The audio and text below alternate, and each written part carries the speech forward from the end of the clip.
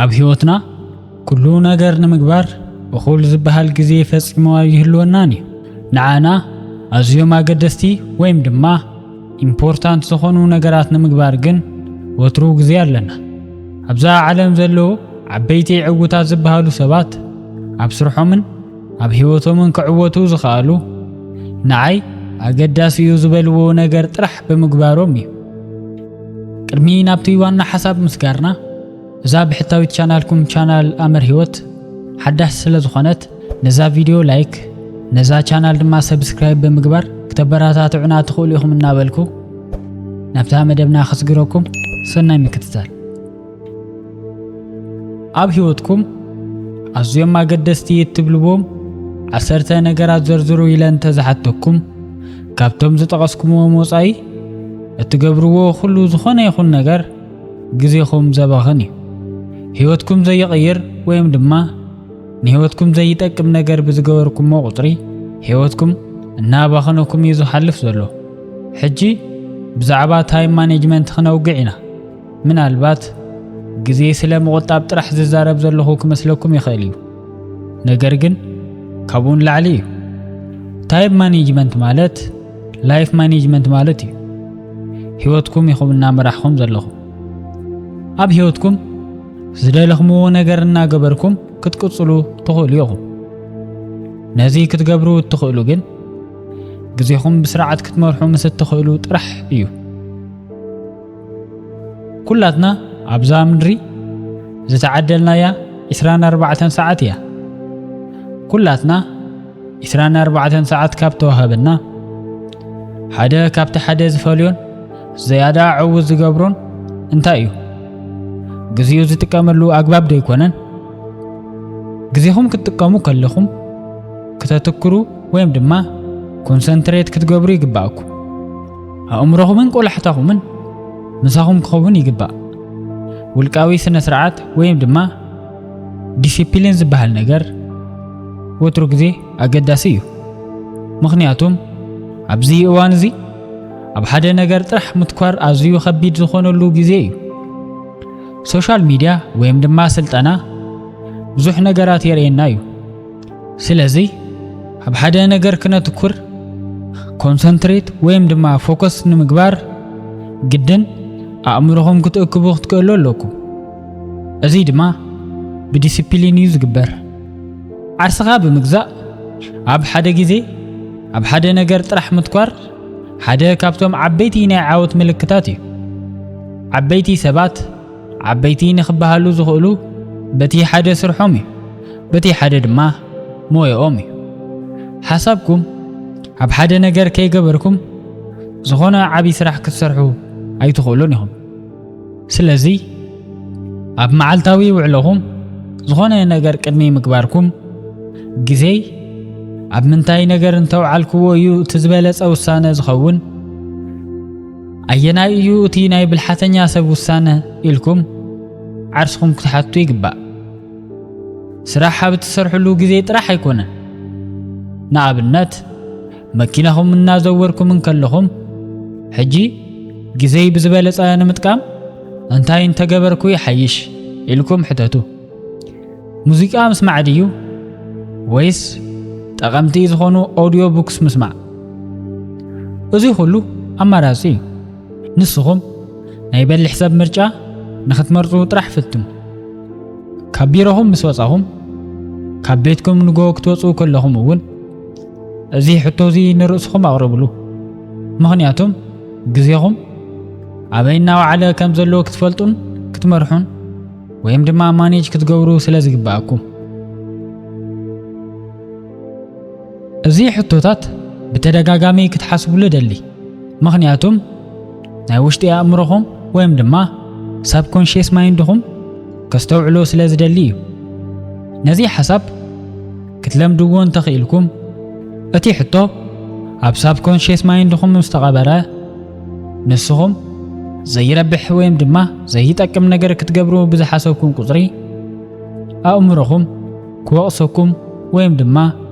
ክሓተኩም ይጅምር ከመይ ኢልካ ኣብዚ ነገር እዚ ግዜኻ ተጥፍእ ኢሉ ከዛረበኩም ከሎ ድማ ትእከቡ እዚ ድማ ናብቶም ኣገደስቲ ነገራት ክትምለሱ ይገብረኩም ኣገደስቲ ስራሕቲ ክትሰርሑ ከለኹም ድማ ሳብኮንሽስ ማይንድኹም በኣኻትኩም እናተሓጎሰን እናኾርዐን ይኸይድ ሰላም ድማ ይስማዓኩም ምኽንያቱም ኣብ ውሽጥኹም ዝኾነ ይኹን ናይ ጣዕሳ ስምዒት የለን ወይም ድማ ዝኾነ ይኹን ናይ ሪግሬት ስምዒት የለን መዓልተይ በዚ መንገዲ እንተዘሕልፎ ይሓይሽ ነይሩ ኢልኩም ርእስኹም ኣይትወቕሱን ኢኹም ጽቡቕ ሓይሊ ወይም ድማ ጽቡቕ ኢነርጂ ይህልወኩም ጻዕርኹም ድማ ፍልፍል ናይ ተበግሶኹም ወይም ድማ ኢንትሲያዝም ይኸውን ብተወሳኺ ካብ ታይም ማኔጅመንት ወጻኢ ርእሰ ምትእምማን ንምዕባይ sense of urgency ኣማዕብሉ እዚ ማለት ግዜኹም እናሓለፈ ምዃኑ ወትሩ ክትሓስቡ ኣለኩም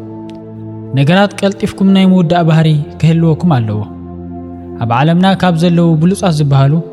እቶም 2% ሰባት ጥራሕ እዮም ነዚ ባህሪ እዚ ዘማዕብልዎ ንሳቶም እውን ንነገራት ግዜ ክህቡ ይደልዩ ቀልጢፎም ክሰርሑ እዮም ዝደልዩ ንሳቶም አክሽን ኦሪየንትድ ሰባት እዮም ቶም ፒተርስ ኣብ ዝጸሓፎ ኢን ሰርች ኦፍ ኤክሰለንስ ዝተሰመየ መጽሓፍ ብሉጻት ዝበሃሉ ትካላት ናብ ተግባር ንምእታው ወትሩ ቅርባት እዮም ይብል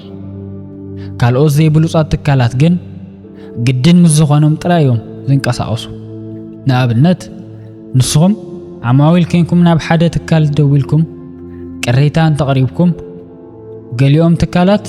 ነቲ ጸገም ንምፍታሕ መዓልትታት ወይም ድማ ሰሙናት ይወስዱሎ ነገር ግን ከም በዓል ኤችፒን አይቢኤምን ዝመሰሉ ትካላት ግን ስልኪ ከይዓፀው ጸገምኩም ተፈቲሑ ምዃኑ ኣረጋጊጾም ከዓፁ እዮም ዝደልዩ ኣብ ነፍሲ ወከፍ ኢንዱስትሪ 20% ዝኾኑ ትካላት እዮም ነቲ 80% ዕዳጋ ዝቆጻጸርዎ ከመይ ኢሎም እዮም ከምዚ ክኾኑ ዝኽእሉ ብምንታይ ስለ ዝሓሹ እዩ ነዚ እዩ ድማ sense of urgency ኣማዕብሉ ዝብለኩ ነገራት ብቕልጥፍና ክትፍጽሙ ኣለኩም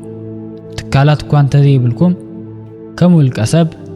ነገራት ቀልጢፉ ዘሰላስል ሰብ ምዃንኩም ሰባት ክፈልጡልኩም ኣለዎም እዚ ናይ ስራሕ ስምኩም ወይም ድማ እዚ ሬፑቴሽንኩም እዩ ብቕልጥፍናኹም ሰባት ከኣምንኹም ከለዉ እዚ ንስምኩም እተትርፍዎ ዓብዪ ስም እዩ እዚ እንተገይርኩም ህይወትኩም ሙሉእ ብምሉእ ክፉት ክኾነልኩም እዩ ናይ ዕድል በርታትኩም ድማ ኩሉ ክፉት ይኸውን ኩሉ ሰብ ድማ ምሳኻትኩም ክሰርሕ ክምነ እዩ ስለዚ ንፍጥነትኩምን ንቕልጣፎኹምን ስም ኣትርፉ ንሱ ይሃብትኹም እዚ ድማ ከም ዝኾነ ልማድ ወይም ድማ ሃቢት እዩ ቅልጡፍ ወይም ድማ ንጡፍ ሰብ ንምዃን ቁሩብ ግዜ ክወስድ ይኽእል ይኸውን ሓንሳብ ባህሊ እንተገይርኩምዎ ግን ህይወትኩም በቐሊሉ ወይም ድማ ኢዚ ሙድ ትመርሑ ኣብዛ ምድሪ ዘሎ ዝኾነ ዕውት ሰብ ግዚኡ ብልክዕ ዝመርሕ እዩ ምኽንያቱም ታይም ማኔጅመንት ማለት ላይፍ ማኔጅመንት ምዃኑ ስለ ዝርዳእ እምበኣር ግዜና ንምምራሕ እቲ ቀዳማይ ዓንዲ እንታይ እዩ እንተይልኩም ሽቶታት ወይም ድማ ጎልስ የድልዩኹም እዮም ስለዚ እንታይ ዓይነት ሽቶታት ኣለኩም ኢለ ክሓተኩም እንታይ ክትኮኑ ትደልዩ ኣበይ ክትበጽሑ ትደልዩ ኣብ ዝመጽእ 1 ዓመት ወይም ድማ 2 ዓመት እንታይ ከተሳኽዑ ትደልዩ ኣብ ነፍሲ ወከፍ ዓውዲ ስራሕ ዘለዉ ብሉጻት ሰባት ናይ ገዛእ ርእሶም ሽቶ ኣለዎም መብዛሕትኡ ህዝቢ ግን ወይ ሽቶ የብሉን ወይም ድማ ንጹር ዘይኮነ ሽቶ እዩ ዘለዎ ስለዚ ኣነ መን እየ እንታይ እየ ዝደሊ እንታይ ከኸሳኽዕ ይደሊ ኢልኩም ንባዕልኹም ሕተቱ እዚ ኢለ 3 ዓይነት ሽቶታት ከም ዘለዉ ክሕብረኩም ይደሊ እቲ ቀዳማይ ፐርሰናል ጎል እዩ ወይም ድማ ናይ ውልቀ ሽቶታት እቲ ካልኣይ ፋሚሊ ጎልስ እዮም ወይም ድማ ናይ ስድራ ቤት ሽቶታት እዚኦም ኣዝዮም ኣገደስቲ እዮም ምኽንያቱም ንዓኣቶም ኢልኩም ኢኹም ትነብሩ ዘለኹም ድሕሪ ናብ ናይ ፋይናንስ ቢዝነስ ወይም ድማ ሞያ ከሪየር ሽቶታት ተሓልፉ ኣብዛ ዓለም ክትሕዝዎ ክትገዝእዎ ወይም ድማ كتبركتو تدليو ነገር እንታይ እዩ ንጹር ክኸውን ኣለዎ እቲ ሳልሳይ ድማ self developmental goals እዮም ወይም ድማ ርእሰ ምዕባለ ሽቶታት ዓርሰኹም እተመሓይሽሉ ሽቶታት የድልዩኹም እዮም ናይ ርእስኻ ምቕያር ድሌት ሙሉእ ህይወትካ ናይ ምቕያር ዓቕሚ ኣለዎ ምኽንያቱም ዝኾነ ነገር ንምዕዋት ወይም ድማ ንምስኻዕ ቅድም ርእስኻ ክትሃንጽ ኣለካ ሎሚ እኹል ገንዘብ እንተዝህልወኩም ናይ ህይወትኩም ዕላማ ወይም ድማ ናይ ህይወትኩም ፐርፐዝ እንታይ ምኾነ ነዚ መልሱ ብተወሳኺ ድማ ክትሞቱ 6 ወርሒ ጥራሕ እንተዝተርፈኩም ነዚ 6 ወርሒ ከመይ ገይርኩም መሕለፍኩምዎ ኢልኩም ንባዕልኩም ሕተቱ ከም እትሞቱ እንተትፈልጡ ሕጂ ካብ እትገብርዎም ነገራት እተቋርጽዎም ይህሉ ይኾኑ ክትገብርዎም እናደለኹም ዘይገበርኩምዎም እውን ይህሉ ይኾኑ እዚ ሕቶ እዚ ብሓቂ እንታይ ዋጋ ወይም ድማ ቫልዩ ከም እትህቡ ከተስተውዕሉ ይገብረኩም እዩ መጽናዕትታት ከም ዘመልክትዎ ደስታን ዕግበትን ወይም ድማ ሳቲስፋክሽን ዝመጽእ ሽቶታትና ክነሳኽዕ ከለና እዩ ሽቶታትና ድማ ምስቲ ንሕና ዋጋ እንህበሉ ነገር ወይም ድማ ቫልዩስ ዝተኣሳሰረ ነገር ክኸውን ኣለዎ ምስቲ ዋጋ እንህበሉ ነገር ሓደ እንተኾይኑ ዋላ እቲ ሽቶ ይሳኻዕ ናብኡ እናተጓዓዝና ምዃንና ጥራሕ ደስታ ይፈጥረልና ኣብ መወዳእታ organized plans of action የድልየኩም ሓሳብኩምን መደብኩምን ስርዓት ክሕዝ ኣለዎ ውድቀት ዝመጽእ መደብ ዘይብሉ ስራሕ ክበዝሕ ከሎ እዩ ተግባራትኩም ብመደብ ወይም ድማ ብፕላን ክድገፍ ኣለዎ መደብ ዘይብሉ ስራሕ ውጥረት ጭንቀት ሰላም ኣእምሮ ምሳኣንን ምብኻን ግዜን የምጽእ ሓደ ነገር ንምስኻዕ እንታይ ክትገብሩ ከም ዘለኩም ነፍሲ ወከፍ ስጉምቲ ክትቀስ ኣለዎ ኣየናይ ይቅድም ኣየናይ ይዱንጊ ኣየናይ ያገዳሲ እዩ ኣየናይ ከዘይ ኣገዳሲ እዚኦም ክትፈልጡ ይግባእ ካልኦት ሰባት ኣብ 10 ዓመት ዘይገብርዎ ንስኹም ነዚ መንገዲ እንተተኸቲልኩም ኣብ 1 ዓመት ከተሳኽዕዎ ትኽእሉ ኢኹም እዚ ብዛዕባ ብልሒ ኢንተለጀንስ ወይም ድማ ትምህርቲ ጥራሕ ኣይኮነን ብዙሓት ሃብታማት ዲግሪ የብሎም